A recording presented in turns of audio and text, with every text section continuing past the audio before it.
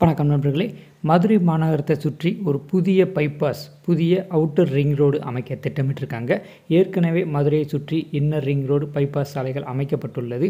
வாகனங்களோட எண்ணிக்கை அதிகரிச்சுக்கிட்டே இருக்கிறதுனால அடுத்ததாக புதிய அவுட்டர் ரிங் ரோடு அமைக்க திட்டமிட்டிருக்காங்க. அதை பற்றியான டீட்டெயில்ஸ் தான் இந்த வீடியோவில் நம்ம பார்க்க போகிறோம்.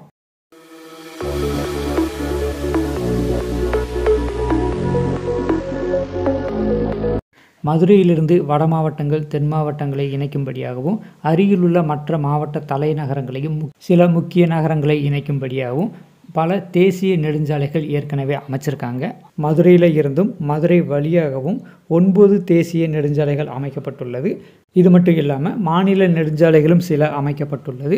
மதுரையிலிருந்து சிவகங்கை செல்லக்கூடிய சாலை தவிர மற்ற எல்லா மாவட்ட தலைநகரங்களுமே 4 வழிச்சாலையால் இணைக்கப்பட்டுள்ளது. அது மட்டும் இல்லாமல் மதுரையோட கிழக்கு பகுதியில் மாட்டுத்தாவணியில் இருந்து விமான நிலையம் வழியாக கப்பலூர் வரைக்கும் 27 கிலோமீட்டர் நீளத்திற்கு உள்வட்ட சுற்றுச்சாலை 4 வழிச்சாலையாக அமைச்சிருக்காங்க.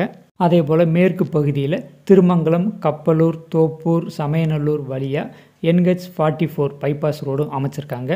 அதே போல் மதுரையோட வடக்கு பகுதியில் NH44ஐயும் NH45Bயவும் இணைக்கும்படியாக 32 கிலோமீட்டர் நீளத்திற்கு அவுட்டர் ரிங் ரோடு அமைக்கும் பணிகளும் ரொம்ப வேகமாக நடந்துக்கிட்டு இருக்கு. மதுரை மாநகரத்துக்கு உள்ளே இருக்கிற சாலைகள் குறுகலாகவும் மோசமாகவும் இருக்கலாம். ஆனால் அருகில் உள்ள மற்ற நகரங்களோட ஒரு சிறந்த சாலை கட்டமைப்பு மூலமாக இணைக்கப்பட்டுள்ளது. இருந்தாலும் மாநகரத்தோட எல்லை விரிவடைஞ்சிக்கிட்டே இருக்குது. வாகனங்களோட எண்ணிக்கையும் அதிகரிச்சுக்கிட்டே இருக்குது. இன்னர் ரிங் ரோடு, பைபாஸ் ரோட்டுகள்லையும் சில நேரங்களில் போக்குவரத்து நெரிசல் ஏற்படுறதுனால புதிய அவுட்டர் ரிங் ரோடு மதுரை மாநகரத்தை சுற்றி அமைக்கப்பட வேண்டும்.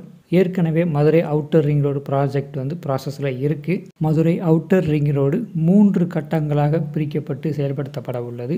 அதில் phase 1 Madurai northern outer ring road வாடிப்பட்டியிலிருந்து சிட்டம்பட்டி வரைக்கும் அமைக்கும் பணிகள் நடந்துக்கிட்டு இருக்கு.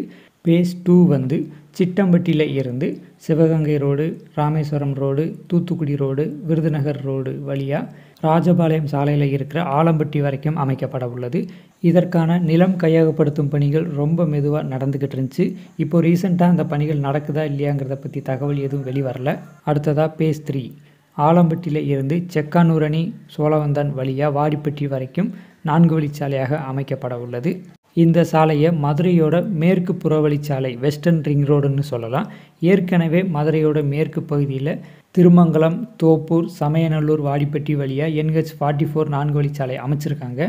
இப்போதைக்கு இருக்கிற வாகன போக்குவரத்துக்கு இந்த சாலை போதுமானதாக இருந்தாலும் இனி வரும் காலங்களில் இந்த பைபாஸ் சாலை முழுவதுமே கண்டிப்பாக வளர்ச்சி அடையும். ஏன்னா முக்கியமாக இந்த சாலைக்கு பக்கத்தில் தான் எய்ம்ஸ் மருத்துவமனை கட்டும் பணிகள் ரொம்ப வேகமாக நடந்துக்கிட்டு இருக்கு. இன்னும் ஒரு 5 வருடங்களில் எய்ம்ஸ் மருத்துவமனை பயன்பாட்டுக்கு வந்துருச்சுன்னா இந்த சாலை முழுவதும் கண்டிப்பாக போக்குவரத்து நெரிசல் ஏற்படும். அதனால் இப்போவே புதிய மேற்கு புறவழிச்சாலை அமைப்பதற்கான திட்டத்தை ஆரம்பிச்சிருக்காங்க. இந்த சாலை முழுவதும் 4 வழிச்சாலையாகவும் 28 கிலோமீட்டர்லேருந்து 30 கிலோமீட்டர் நீளத்திற்கு அமைக்கப்படும். இந்த சாலைக்கான வழித்தடம் இன்னும் தேர்வு செய்யப்படலை.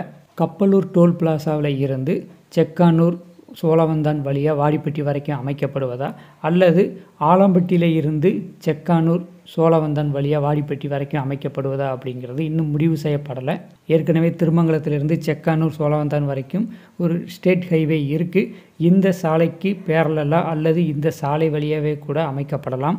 ஆரம்பத்தில் இந்த சாலையை கப்பலூரில் இருந்து ஆரம்பிக்க திட்டமிட்டிருந்தாங்க. ஆனால் திருமங்கலத்தை சுற்றி ஏற்கனவே பைபாஸ் சாலை அமைச்சிருக்காங்க. கப்பலூர் டோல் பிளாசா ஏற்கனவே ஒரு இஷ்யூவில் போய்கிட்டு இருக்கு. இந்த இடத்துல தான் இன்னர் ரிங் ரோடும் ஜாயிண்ட் ஆகுது. அதனால் இந்த புதிய பைபாஸ் சாலை அமைக்கிறதுக்கு பல இடையூறுகள் ஏற்படும். அதனால் ராஜபாளையம் சாலையில் இருக்கிற ஆலம்பட்டியில் இருந்து செக்கானூர், சோழவந்தான் வழியாக வாடிப்பட்டி வரைக்கும் வெஸ்டர்ன் ரிங் ரோடு அமைக்கிறது சரியாக இருக்கும். ஏன்னா இந்த வழித்தடத்தில் புதுசாக நிலம் கையகப்படுத்துறதுக்கோ சாலை அமைக்கிறதுக்கோ எந்தவித இடையூறும் இருக்காது. அதே போல் குறைந்த தூரமாகவும் இருக்கும். இந்த வழித்தடத்தை தான் பரிந்துரை செய்திருக்காங்க. ஆனால் இன்னும் முடிவு செய்யப்படலை. இதில் வழித்தடம் முடிவு செய்யப்பட்ட பின்பு தான் DPR தயாரிக்கும் பணிகள் ஆரம்பிக்கப்படும். அதற்கு அடுத்து ஒப்புதலுக்கு அனுப்பி வைக்கப்பட்டு ஒப்புதல் கிடைத்த பின்பு தான் சாலை அமைக்கும் பணிகளை செய்வாங்க. இந்த சாலை திட்டம் இப்போது ஆரம்ப கட்டத்தில் தான் இருக்குது. ஸோ இந்த சாலை உடனே நமக்கு அமையும் அப்படின்னு எதிர்பார்க்க முடியாது. எப்படியும் ஒரு 5 வருடங்களுக்கு மேலே கூட ஆகலாம். அல்லது இந்த திட்டமே கைவிடப்பட்டாலும் படலாம். ஏன்னா மதுரைக்கு அறிவிக்கப்படும் திட்டங்கள் பெரும்பாலும் வெறும் அறிவிப்போடு நின்றுது. ஒருவேளை இந்த சாலை அமைக்கப்பட்ட கப்பலூர் டோல் பிளாசாவை இடம் மாற்றி அமைக்கப்பட வேண்டியிருக்கும் அல்லது மூடப்பட வேண்டியிருக்கும். முக்கியமாக தேனி சாலையை லிங்க் பண்ணுறதுனால உசிலம்பட்டி தேனியிலிருந்து வரும் வாகனங்கள் மதுரை மாநகரத்துக்கு உள்ளே போகாமலேயே மேலூர், சிவகங்கை, ராமேஸ்வரம், தூத்துக்குடி சாலைகளுக்கு ஈஸியாக போகலாம். வடபழஞ்சி எல்காட் ஐடி பார்க் பகுதியில் நிறைய நிறுவனங்கள் வருவதற்கும் தொழில் வளர்ச்சி பெறுவதற்கும் வாய்ப்பு இருக்குது. இந்த வெஸ்டர்ன் அவுட்டர் ரிங் ரோடை பற்றிய உங்களோட கருத்துக்களை கீழே கமெண்ட் செக்ஷனில் சொல்லுங்கள்.